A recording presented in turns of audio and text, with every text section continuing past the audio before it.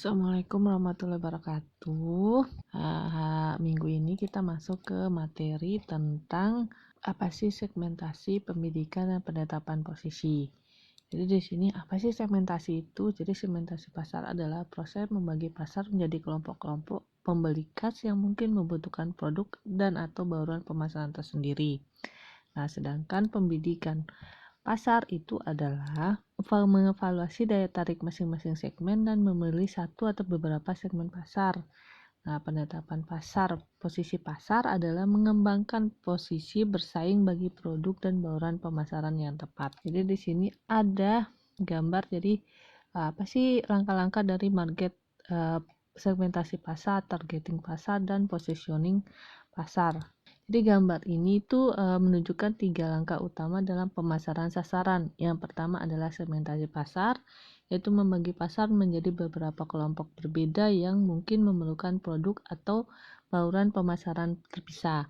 Jadi perusahaan itu mengidentifikasi berbagai cara untuk melakukan segmentasi pasar dan mengembangkan profil segmen pasar yang dihasilkan. Langkah kedua adalah penargetan pasar, jadi mengevaluasi daya tarik setiap segmen dan memilih satu atau lebih segmen pasar. Yang terakhir itu ada langkah ketiga itu adalah penentuan posisi pasar, jadi mengembangkan posisi kompetitif untuk produk dan bauran pemasaran yang sesuai. Nah, kita ke slide 3. Jadi slide selanjutnya. Jadi ada sini adalah, jadi sebagian besar perusahaan itu telah beralih dari pemasaran massal. Jadi sebagian besar perusahaan itu telah beralih dari pemasaran massal dan menuju pemasaran target. Di mana dalam hal ini itu yaitu mengidentifikasi segmen pasar, memilih satu atau lebih dari segmen tersebut dan mengembangkan produk dan program pasar yang disesuaikan dengan masing-masing segmen tersebut.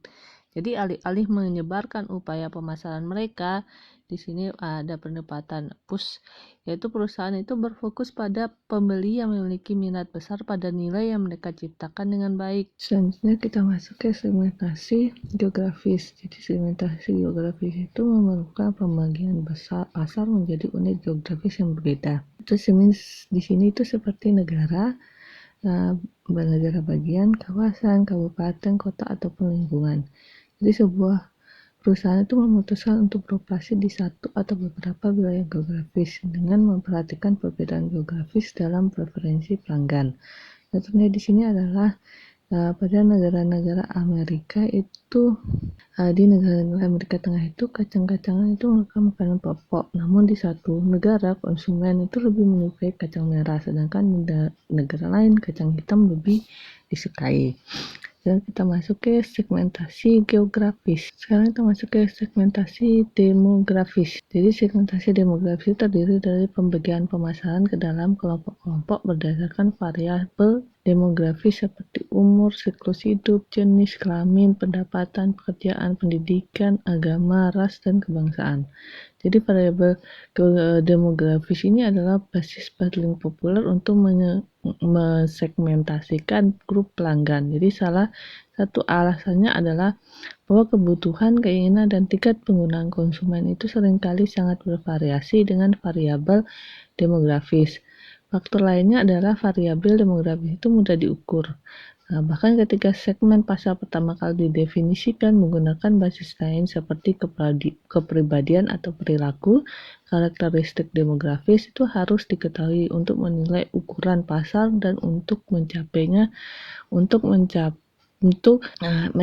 secara efisien. Nah, di sini ada segmentasi psikografis. Jadi segmentasi psikografis itu membagi pembeli menjadi segmen yang berbeda berdasarkan kelas sosial, gaya hidup, maupun karakteristik kepribadian. Jadi orang-orang dalam kelompok demografis yang sama itu dapat memiliki karakteristik psikografis yang berbeda. Nah, akibatnya pemasar itu sering mengsegmentasikan pasar mereka berdasarkan gaya hidup konsumen dan mendasarkan strategi pemasaran mereka pada daya tarik gaya hidup. Jadi pemasar itu juga menggunakan variabel kepribadian untuk mensegmentasi pasar. Selanjutnya itu ada segmentasi perilaku. Jadi segmentasi perilaku dalam segmentasi perilaku, pembeli itu dibagi menjadi beberapa kelompok berdasarkan pengetahuan, sikap, dan penggunaan ataupun tanggapan mereka terhadap suatu produk. Jadi banyak pemasar itu percaya bahwa variabel perilaku adalah titik awal terbaik untuk membangun segmentasi pasar. Nah, selanjutnya ada persyaratan untuk segmentasi yang efektif. Jadi agar bermanfaat, segmen pasar itu harus memiliki karakteristik sebagai berikut. Jadi satu, ada pengukuran. Jadi pengukuran itu sejauh mana remaja yang minum bir, sejauh mana ukuran, segmen, dan daya beli dapat diukur. Variabel segmentasi itu tertentu itu sulit diukur seperti ukuran segmen remaja yang minum bir, terutama yang memberontak terhadap orang tuanya.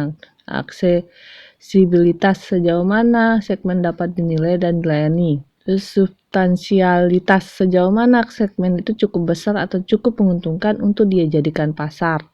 Terus yang terakhir itu ada kemampuan bertindak. Jadi sejauh mana program yang efektif itu dapat dirancang untuk menarik dan melayani segmen. Selanjutnya itu kita masuk ke, jadi segmentasi pemasaran itu mengungkapkan peluang segmen pasar perusahaan. Jadi perusahaan itu harus mengevaluasi berbagai segmen dan memutuskan berapa banyak dan mana yang akan ditargetkan. Mengevaluasi segmen pasar, ketika mengevaluasi segmen pasar yang berbeda, perusahaan itu harus melihat pada 3 faktor. Di sini ada faktor ukuran dan pertumbuhan segmen, daya tarik struktur segmen, dan tujuan serta sumber daya perusahaan. Jadi ukuran dan pertumbuhan segmen itu, perusahaan itu menganalisis ukuran dan pertumbuhan segmen dan memilih segmen yang memberikan peluang terbaik. Nah, segmen daya tarik struktural itu perusahaan itu harus memeriksa faktor struktural utama yang mempengaruhi daya tarik segmen jangka panjang. Nah, tujuan dan sumber daya perusahaan. Nah, perusahaan itu harus mempertimbangkan tujuan dan sumber dayanya sendiri dalam kaitan dengan segmentasi pasar. Nah, selanjutnya itu ada, nah, seperti ada dalam gambar ya. Jadi memilih segmen pasar. Jadi segmentasi menunjukkan peluang pasar yang tersedia bagi perusahaan. Jadi perusahaan itu kemudian memilih segmen atau segmen yang paling menarik untuk dijadikan sasaran strategi pemasaran guna mencapai tujuan yang diinginkan. Nah, di sini ada alternatif cakupan pasar. Jadi strategi pemasaran yang tidak dibedakan. Seperti di gambar ya, jadi strategi pemasaran yang tidak terdiferensiasi itu mengabaikan perbedaan segmentasi pasar dan mengejar seluruh pasar dengan satu penawaran yang pasar. Jadi strategi pemasaran yang dibedakan. Yang kedua itu perusahaan menargetkan beberapa segmen pasar dan merancang penawaran terpisah untuk masing-masing segmen. Strategi pemasaran yang terkonsentrasi. Jadi strategi pemasaran yang terkonsentrasi itu sangat menarik bagi perusahaan dengan sumber daya yang terbatas. Alih-alih mencari bagian kecil dari pasar besar, perusahaan itu mengejar bagian besar dari salah satu atau lebih pasar kecil. Nah, sekarang kita masuk ke memilih strategi cakupan pasar. Memilih strategi cakupan pasar. Jadi perusahaan itu perlu mempertimbangkan beberapa faktor dalam memilih strategi cakupan pasar. Ada sumber daya perusahaan. Jadi ketiga, sumber daya perusahaan terbatas, pemasaran yang terkonsentrasi adalah yang paling masuk akal. Ini berdasarkan tadi ya, strategi yang tadi saya sebutkan ada 3. Jadi derajat homogenitas produk. Jadi pemasaran yang tidak dibedakan lebih cocok untuk produk yang homogen. Jadi produk yang dapat bervariasi dalam desain seperti restoran dan hotel itu lebih cocok untuk diferensiasi atau konsentrasi. Homogenitas pasar. Nah, jika pembeli memiliki selera yang sama, membeli produk dalam jumlah yang sama dan bereaksi dengan cara yang sama terhadap upaya pemasaran, maka pemasaran yang tidak dibedakan adalah hal yang paling tepat. Yang selanjutnya ada strategi pesaing. Jadi ketika pesaing menggunakan segmentasi pemasaran yang tidak berdiferensiasi itu bisa menjadi tindakan yang namanya bunuh diri. Sebaliknya, ketika pesaing menggunakan pemasaran yang tidak berdiferensiasi, perusahaan itu dapat memperoleh keuntungan dengan menggunakan pemasaran yang terdiferensiasi atau terkonsentrasi. Selanjutnya, kita masuk ke step 3 itu posisi pasar. Jadi posisi pasar adalah cara produk didefinisikan oleh konsumen pada atribut penting. Tempat produk menempati dalam benak konsumen itu relatif terhadap produk pesaing. Jadi di sini itu pemasar tuh harus merencanakan posisi untuk memberikan produk mereka keuntungan yang baik dalam pemilihan target pasar. Jadi di sini ada strategi penentuan posisi. Di sini terdiri dari atribut produk tertentu, yaitu harga, fitur, dan produk, Harga, fitur, dan produk itu dapat digunakan untuk memposisikan suatu produk, terus kebutuhan produk atau manfaat yang ditawarkan produk. Jadi pemasar itu dapat memposisikan produk berdasarkan kebutuhan yang mereka penuhi atau manfaat yang mereka tawarkan. Nah, contohnya di sini misalnya restoran bisa diposisikan sebagai tempat yang menyenangkan, kelas penggunaan tertentu. Jadi pemasar itu juga dapat memposisikan untuk kelas pengguna tertentu seperti hotel yang mengiklankan dirinya sebagai hotel untuk wanita atau khusus wanita. Terus melawan pesaing yang sudah ada. Jadi sebuah produk itu dapat diposisikan melawan pesaing yang sudah ada. Dan selanjutnya kita masuk memilih dan menerapkan strategi positioning. Jadi tugas penentuan posisi itu terdiri dari 3 langkah. Jadi step 1 yaitu mengidentifikasi serangkaian kemungkinan keunggulan kompetitif untuk membangun posisi. Nah, step 2 itu memilih keunggulan kompetitif yang tepat, dan step 3 itu secara efektif itu mengkomunikasikan dan menyampaikan posisi yang dipilih ke pasar sasaran dengan cermat. Terus selanjutnya kita masuk ke diferensiasi produk. Jadi diferensiasi produk itu ada 5 di situ seperti kalian lihat. Diferensiasi produk itu diferensiasi yang mengarahkan konsumen dan menawarkan sesuatu yang baru itu dapat menghasilkan peluang untuk terhadap hubungan masyarakat yang baik, loyalitas pelanggan, dan keuntungan yang lebih besar. Diferensiasi layanan. Jadi perusahaan itu perhotelan membedakan diri mereka pada layanan. Misalnya Sheraton, Shangri-La, dan hotel lainnya itu menyediakan layanan check-in dalam kamar. Nah, Reploster itu menerima panggilan lebih dulu. Pelanggan menelepon dari rumah dan memberikan nomornya di pesta dan kapan mereka akan tiba. Jadi mereka itu tidak jamin mendapat meja ketika mereka tiba, tapi mereka diberikan meja berikutnya yang tersedia. Jadi beberapa restoran menawarkan pengantaran ke rumah sebagai titik diferensiasi. Nah, dengan memberikan layanan yang menguntungkan target pasarnya, perusahaan itu dapat mencapai diferensiasi sehingga layanan tersebut ditiru oleh pesaingnya. Diferensiasi itu tidak diinginkan terjadi ketika perusahaan itu secara konstan memberikan tingkat layanan tamu yang buruk.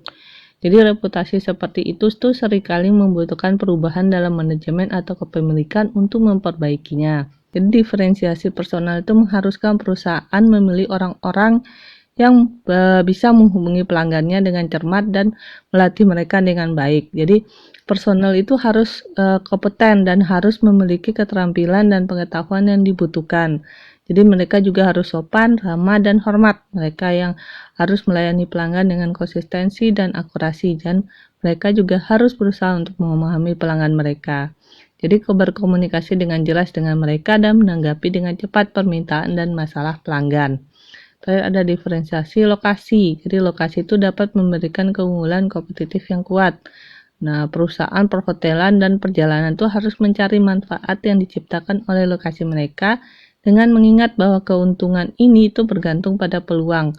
Jadi perusahaan perhotelan itu dapat disarankan untuk secara serius mempertimbangkan faktor geografis apa yang mungkin telah menciptakan kesuksesan mereka sebelum berkembang terlalu luas. Nah, di sini kalian bisa lihat ada sebuah gambar. Jadi gambar itu merupakan peta penetapan posisi berdasarkan layanan harga. Nah, di situ ada beberapa hotel. Jadi pemetaan persepsi itu suatu alat riset. Nah, kadang-kadang digunakan untuk mengukur posisi suatu merek. Nah, pada gambar itu merupakan contoh dari sejumlah hotel yang diplotkan berdasarkan atribut harga dan layanan yang dipersepsikan. Jadi pada peta itu kita melihat adanya korelasi atau hubungan antara layanan dan harga. Jadi bila harga meningkat, layanan juga akan meningkat. Begitu juga sebaliknya, bila harga jadi turunkan, maka layanan juga akan turun. Nah, akan tetapi beberapa hotel tampak menawarkan nilai yang lebih baik dibandingkan hotel yang lain. Jadi peta persepsi dua atribut itu menghasilkan gambar yang mudah dibaca, tetapi kita sering dituntut untuk mempelajari peta atribut ganda atau lebih dari dua yang dapat memplotkan atribut yang berbeda-beda supaya dapat mengenal dengan lebih baik kondisi di pasar. Jadi peta persepsi ini pula itu dapat dikembangkan dengan menggunakan persepsi konsumen atas sejumlah atribut produk. Nah, di sini sudah ada beberapa seperti Dave Morgan dan Shoemaker itu mengembangkan peta persepsi itu berdasarkan peringkat 8 atribut dengan menggunakan teknik yang disebut penskalan dimensi ganda secara probabilitas, itu untuk menurunkan koordinat peta persepsi yang terlihat. Baiklah, sampai sini dulu materi kita hari ini. Wabillahi taufiq wal hidayah. Assalamualaikum warahmatullahi wabarakatuh.